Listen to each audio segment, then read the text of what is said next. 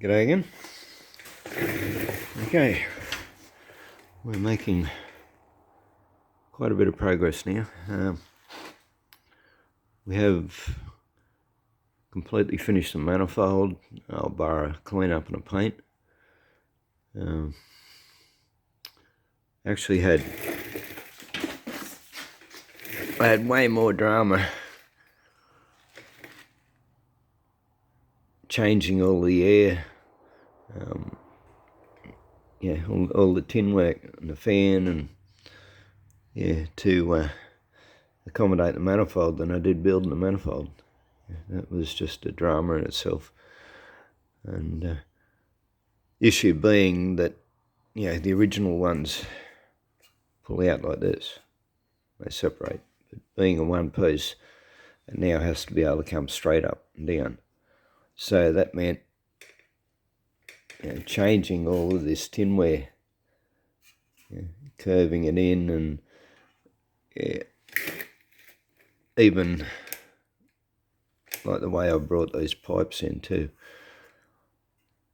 I did that for two reasons. One is I wanted to keep it as short as I possibly could, but also if I'd have brought it up, out and up and around, I would have had to buy more bends. They're 20, 25 each depending on where you go. And so I would have added like another $50 to the cost of it. And so that's another reason why I didn't do that. But geez, that caused a problem. Anyway, we've got it all sorted out now. Got all these in place. I've put retainers in. I had to do them twice. I put them in. I just had a plug socket around the spark plug, but it wasn't tight enough on the spark plug to stay true. And after I welded them in, there was a difficulty getting the socket on the spark plug, or like having the plug in the socket and just screwing it in. It wasn't lined up quite well enough, so I ended up having to cut these pieces right out, realign them. What I did actually, I think I've got the piece here somewhere. Yep. So what I eventually did, this is one of my old spark plugs, and knocked the centre out. I rammed a piece of bar into that, and tack welded it on there so it wouldn't move. I probably wouldn't have moved anyway. It was pretty tight in there. And then I got 1, 2, 3 pieces of pipe wrapped around the bar. 3, 4, 3. And because this bar fits tightly in the pipe that I use, which is the offcuts of these, the manifold pipe. And that's what I've chosen to use as a socket thing. So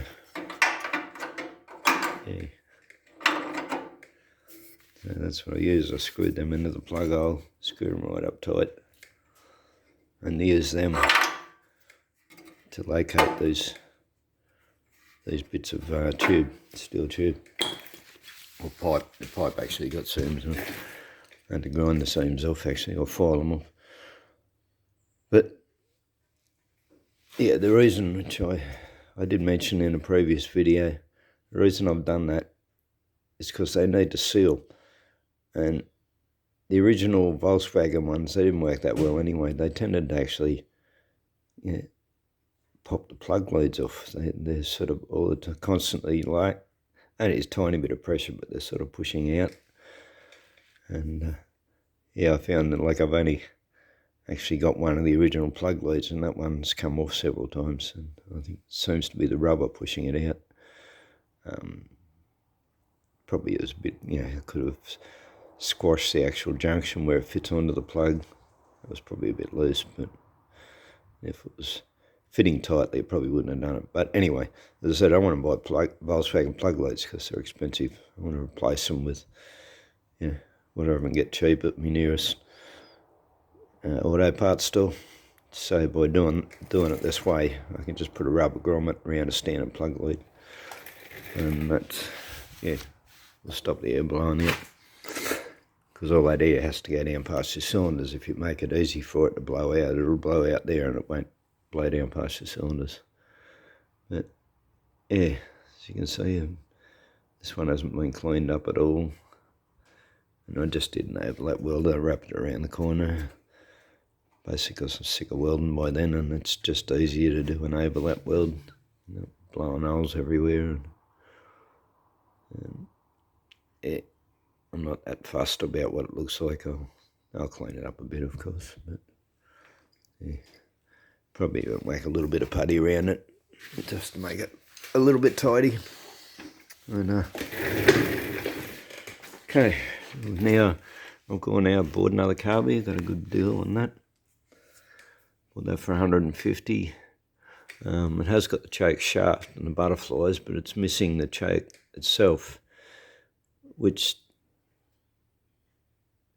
it wouldn't have been any use anyway. It was a water one, so yeah, I wouldn't have been able to use it had it been on there. You can buy the electric choke mechanism, which will bolt straight onto it, but depending on how much it costs, that's what I would prefer on it. But it also depends on how far it's going to come out, because of the engine cover comes down fairly close to this, so whether I've actually got room for that, I might have to find out before I go looking for one of them.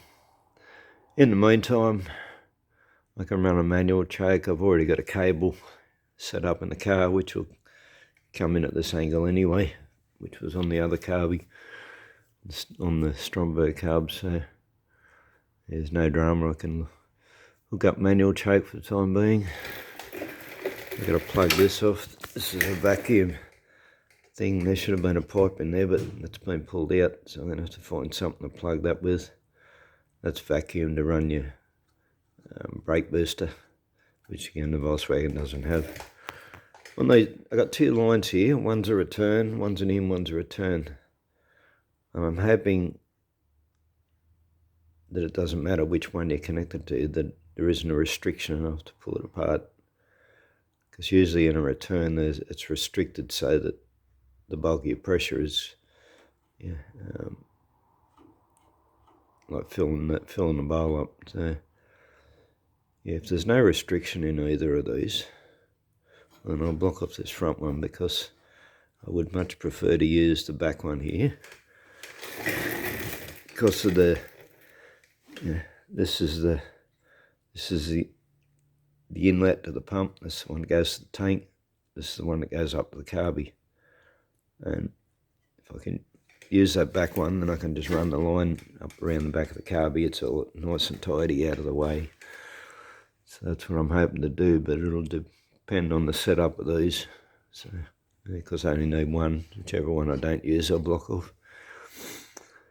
And yeah, I've just got my linkage set up. I did have a better set of this. This was made from 3 different pieces that I found, sort of broken pieces, but I did have a whole setup, with like 2 levers and a rod and the whole thing. And I pulled it out. This was only 2 weeks ago when I was cleaning up around the yard. I found it and I thought, yeah, I'm going to need that. And I've put it aside in me safe place, and where nobody's going to find it, including me. So anyway, as I said, I'm rummaging through my gear again. I've managed to find some pieces I could use. This is actually the second one. I had to rethread it. I had to cut this rod, rethread it, 5mm thread. The original one I was going to use, because I actually prefer metal, and this one's got a spring clip, and I welded it onto,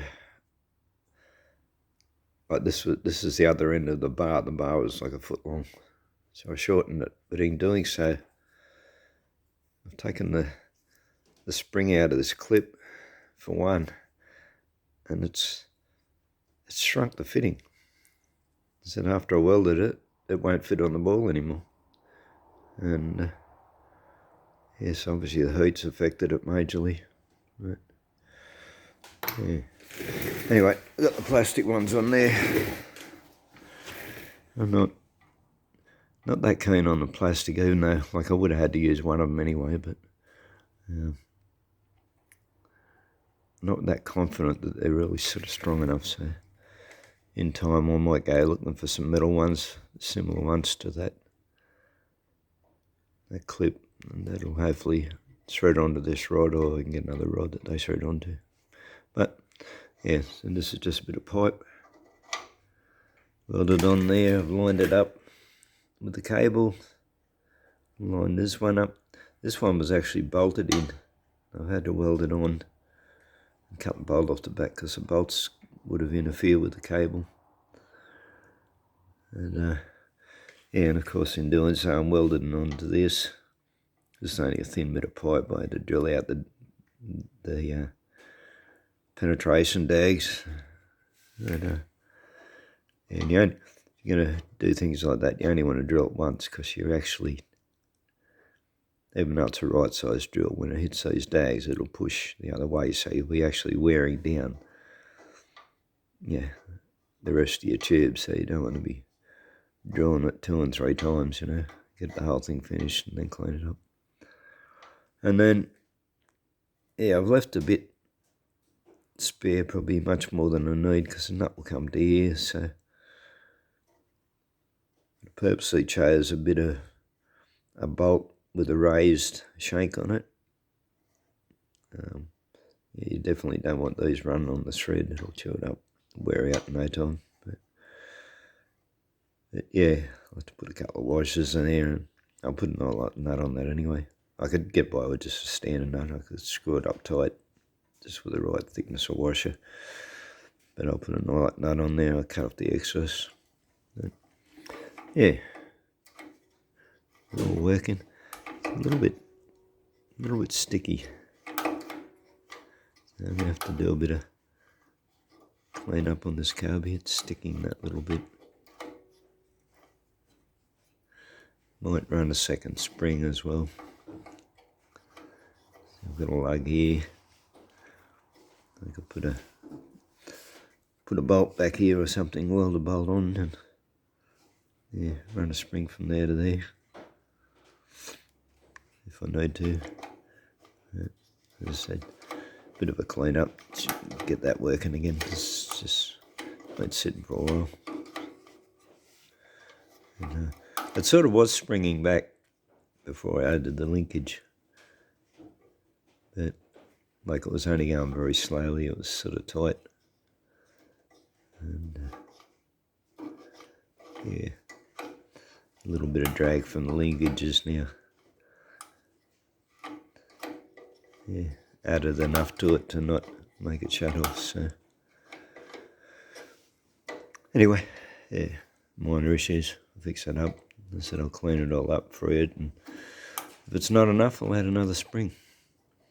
Of course, I'll put grease in these 2 balls as well, and I'll grease under this bit of tube. So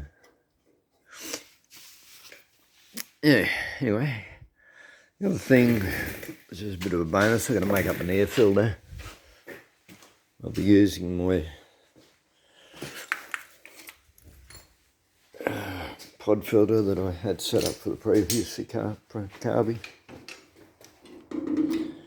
which will sit on there. And I know,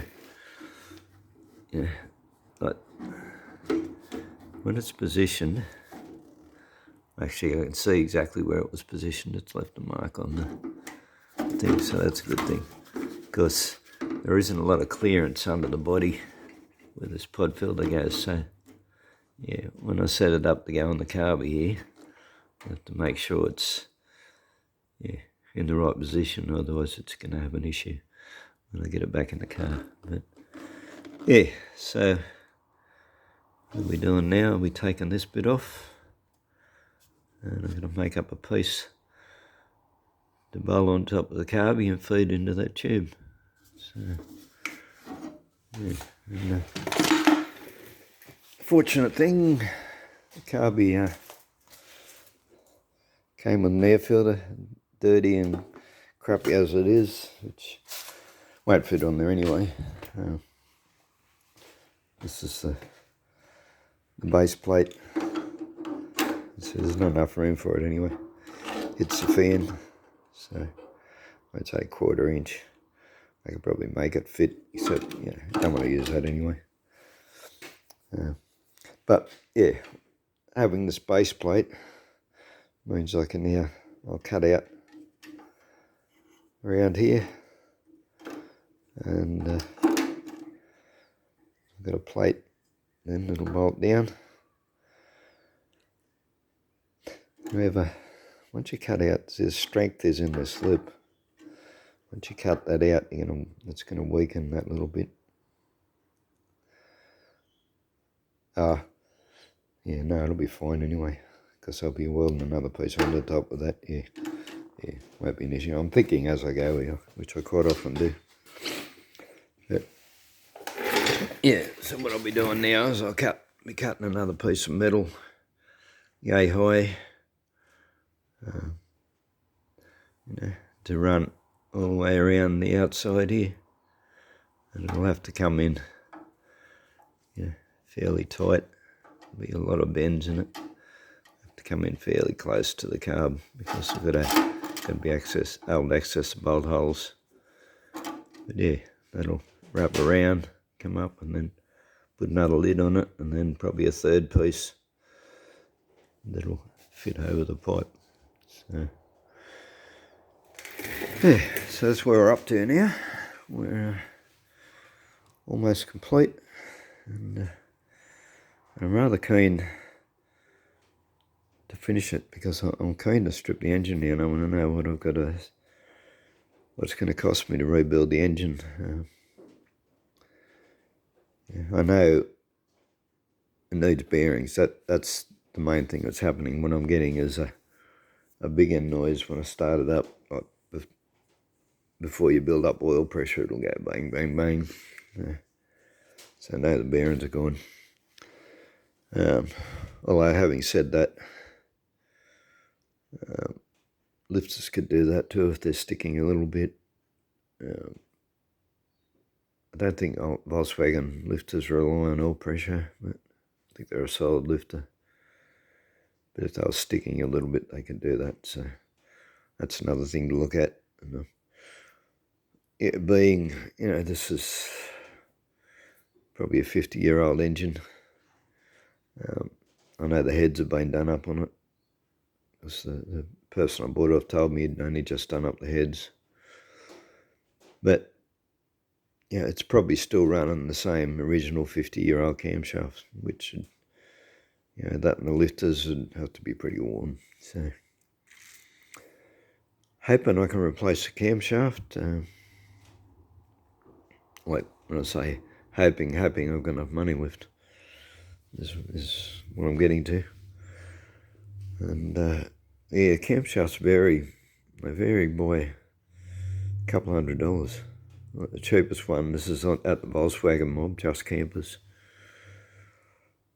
was about $100, I think. But then they go up to $300 or $400. So I don't know what the difference is, whether it's a lift difference or a quality difference or what the go is. But I'm going to have to ring them up and talk to them. And, obviously won't be buying a $400 cam unless I can get some other money in from somewhere, but which is doubtful at the moment. But